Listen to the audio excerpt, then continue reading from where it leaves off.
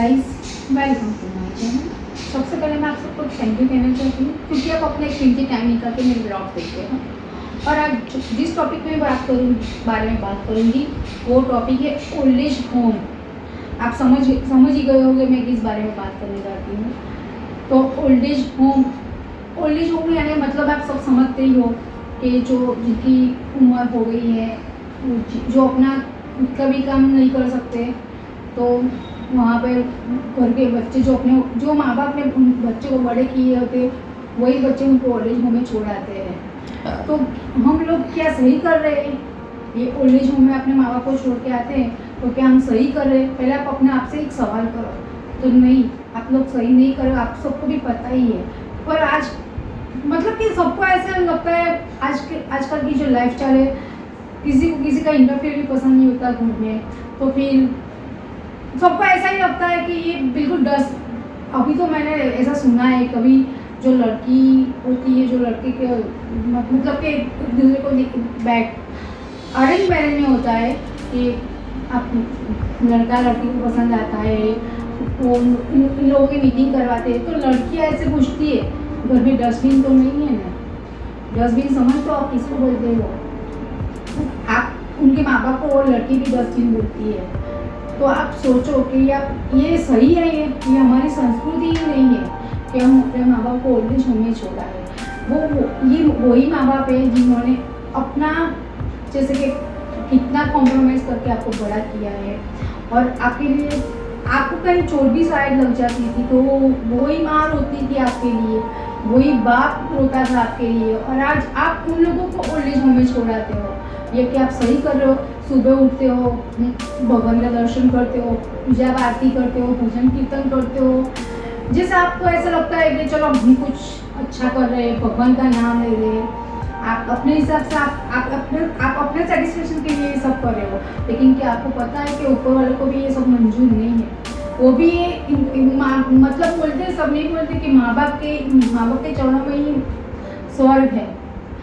बोलना बहुत अच्छा लगता है, किसी को सलाह देना भी आपको बहुत अच्छा लगता है, पर क्या आप वो अनुकरण आप जीवन में करते हो? नहीं करते हो, क्योंकि आपको पसंद ही नहीं है माँ बाप को घर में रखना, ओल्ड एज होम छोड़ाइए।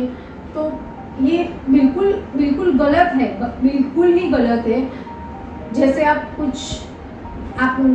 बोलते हो कि माँ बाप, मैं बोलती हूँ आपको, माँ बाप कि आप जितनी भी सेवा करोगे, जितनी भी, तो आप शायद वो जो सेवा करोगे उसका पुण्य आपको तो शायद नहीं मिले। तो आपको ऐसा लगता है कि क्या है ये सब बातें बोलते हैं, माँ बाप की सेवा करो तो ये वो आपको बच्चों को मिलता है। आप जो करते हो अच्छा या बुरा, तो उसका भुगतना आपको बच्चों को ही पड़ता है। तो और आपके बच्चे भी ऐसे ही सीखते हैं कि अभी ये लोग ऐसे कर रहे हैं, हम भी ऐसे करेंगे। तो ऐसा सोच लो कि एक दिन वहाँ आपको भी जाना पड़ेगा, आपको भी ओल्ड एज होम जाना ही पड़ेगा, क्योंकि आपने अपने बच्चों को ये सिखाया है। तो आप ये बिल्कुल गलत कर रहे हो। ऐसा मत करो, माँ बाप को इतना दर्द मत दो। आप तो छोड़ आते हो, फिर उनके दिल में जितना दर्द होता है वो शायद आपको महसूस भी नहीं होगा कि उनके दिल में कितना दर्द होता है।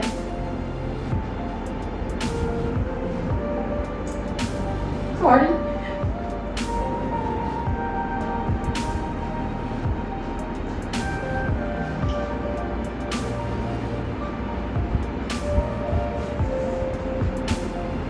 कहते कि जैसे पानी का बहाव आता है तो वो कचरा जो होता है, सॉरी,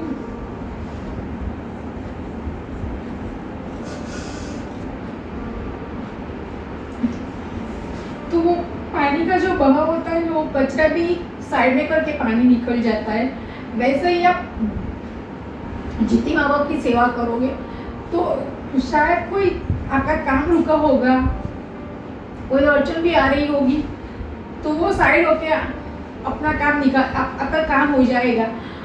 ऐसा नहीं है कि जैसे कि हम पैसे कमाते हैं तो उससे हम गोल्ड खरीदते हैं या कोई प्रॉपर्टी की इन्वेस्टमेंट करते हैं, फिर बचे कुछ पैसे वो बैंक में भी जमा करते हैं। तो वो जो पूंजी है ना, वो पैसों की पूंजी है, पर इससे भी बढ़कर पूंजी जो होती है ना, वो माँ बाप की सेवा होती है।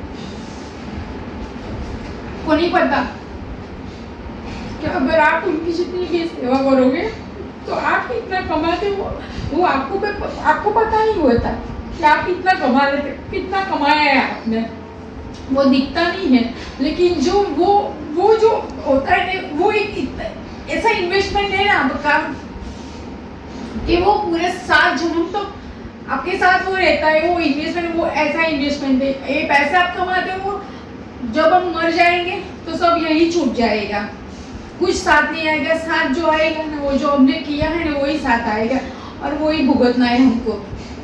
तो आप ऐसा सोचो कि माँ बाप से बढ़कर दुनिया में कुछ नहीं है, जिन्होंने हमको दुनिया दिखाई, जिन्होंने इतने इतने सेक्रीफाइस किए। आप समझ सकते हो कि बच्चे के एडमिशन लेने भी हम जाते हैं तो स्कूल चॉइस करते हैं कि नहीं मेरा बच्चा अच्छे से अच्छे स्कूल में ही जाए। जब हम बेटी के लिए शादी भी कराते हैं तो उसके लिए भी एक अच्छा सा घर देखते हैं कि नहीं मेरी बेटी को कोई दर्द ना हो। तो जितना माँ बाप हमारे बारे में सोचते हैं तो हम क्यों उनको ओल्ड एज होम में छोड़ के आए? क्यों? आपको इतना सोचना चाहिए कि उनका दर्द आप सिर्फ महसूस करो।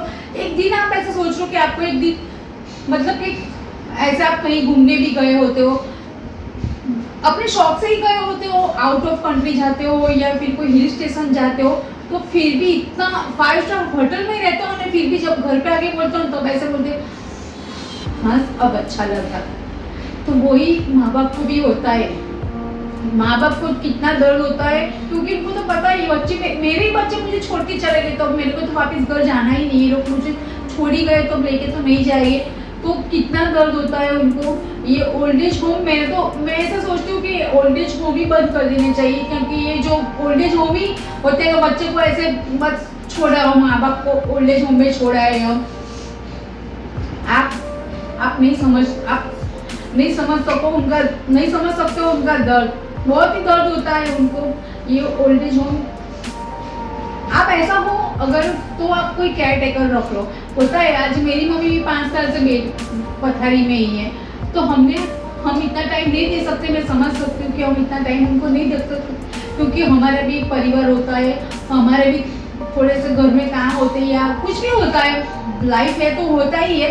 तो एक केयर टेकर हम रख लेंगे उनके लिए तो अच्छा रहेगा, माँ बाप भी हमारे सामने ही रहेंगे और हमको भी अच्छा लगे कि नहीं। और बहुत ही जितना भजन आरती पूजा में जितना सुकून नहीं मिलता ना उतनी सुकून आपको उनकी सेवा करने से मिलता है। तो आप और माँ बाप के चरणों में स्वर्ग है ऐसा बोलते हैं सब। आप एक मतलब कि एक दिन ऐसा सोचो, आप उनको टाइम दो, उनकी सेवा करो। और ऐसा नहीं है कि सब माँ बाप बिल्कुल पथारी में होते हैं और घर में जब होते हैं बोलते हैं कि जब बड़े घर में होते हैं तो उनकी जो बातें होती है वो बहुत ही समझने वाली बातें होती है। आपको ऐसा लगता है कि ये बिल्कुल बैठे बैठे उनका तो काम ही है हमको हर बात में टोकने का रोकने का। ऐसा नहीं होता है, वो जो बोलते हैं वो सब अच्छे के लिए बोलते हैं हमारे। हमको अच्छा नहीं लगता क्योंकि हमें उनके ऐसा लगता है उनके जो विचार है बहुत ही ओल्ड है, ये न्यू जनरेशन है, इनको समझ भी नहीं आता कि ये कैसे रहना चाहिए। ऐसा नहीं होता, उनकी समझ में सब आता है। पर क्या होता है कि वो जो ज़माना था और ये ज़माने में थोड़ा फर्क है। तो आप प्यार से माँ बाप को बोलोगे तो थोड़ा सा उनको भी समझ में आएगा। है ऐसा होता है कि शायद थोड़ी उम्र बढ़ जाती है तो थोड़ा सा उनका ऐसा थोड़ा जिद्दी पना जाता है, बच्चे छोटे होते हैं। वैसे घर पर भी समझ लो जो वृद्धावस्था होती है ना वो बालपन की जैसी ही होती है। जैसे बच्चा हमारा छोटा होता है तो उनको समझ में नहीं आता, वैसे माँ बाप की भी जब एज होती है तो उनकी भी मतलब कि उनका भी बालपन फिर से शुरू होता है, वो हमारे समझ में नहीं होता। लेकिन इतना समझ लो कि जिस जगह पे माँ बाप है उस जगह पे एक दिन हमको भी जाना ही है। तो हम क्यों अपने बच्चों को ऐसे सिखाए? आप इतना सोचो क्या आप अपने बच्चों को ही सिखाते हो कि ओल्ड एज होम है, अगर हम भी बूढ़े हो जाएंगे तो आप हमको भी वहाँ भी छोड़ देना। और वो दर्द जब आप महसूस करोगे तब आप अपने माँ बाप की याद आएगी कि उनको भी कितना दर्द हुआ होगा। तो आप अपने बच्चों को अच्छे से अपने माँ बाप बच्चों को आप ऐसे सिखाओ कि माँ बाप ही सब कुछ है और जो तुम करोगे मतलब कि आप जो करोगे वही बच्चे आपके करेंगे। और एक आपको सॉरी मैं थोड़ा सा मेरे बीच में मेरे को रोना आ गया था। थोड़ी मैं इमोशनल हूँ। आप जो लड़कियां होती है जो बहू बन के घर में आती है, वो उनके लिए भी मैं एक मैसेज देना चाहती हूँ।